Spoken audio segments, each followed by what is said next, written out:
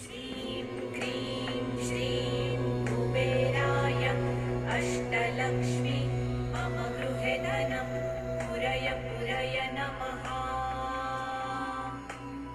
ॐ ह्रीं श्रीं क्रीं श्रीं कुबेराय अष्टलक्ष्मी मम गृहे धनं पुरय पुरय नमः।